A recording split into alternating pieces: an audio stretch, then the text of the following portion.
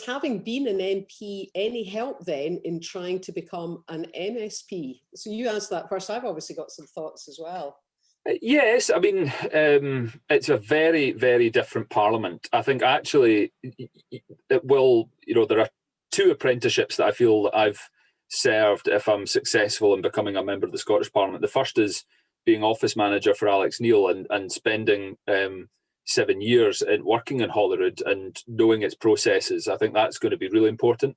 But the second one is obviously having been a parliamentarian and getting to know the cut and thrust of a debating chamber and being able to handle yourself means that it's a bit easier, I think, to be able to go into that job. But actually, the fundamental thing for me about being a parliamentarian is having the empathy, having the understanding, being able to deal with people, as well as having the ideas and the ability to communicate what you want to communicate on a parliamentary stage or in a community setting. There's different aspects to it. Having been an MP, I think, helps that.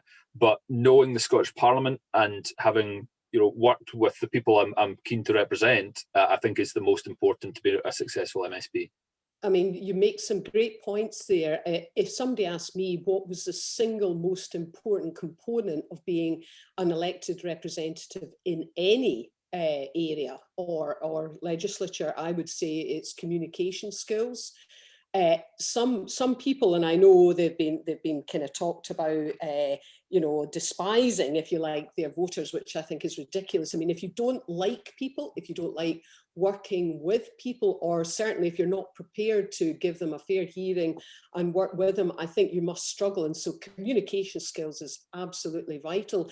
And I suppose from my point of view, I mean, I think it's fair to concede, I certainly had a very interesting time as an MP, and focusing absolutely on what it is you're trying to achieve, which for me, I describe it as the North Star of independence. And that's an absolute that I always gravitate back to, but also trying to focus on delivering positive outcomes to make people's lives better.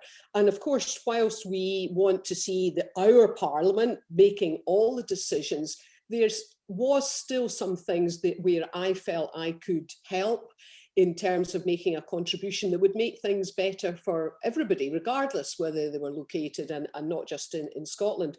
And I suppose in terms of understanding processes and procedures, yes, of course, they're different in the Scottish Parliament to Westminster, but some of them are similar because legislatures tend to have similar processes and procedures.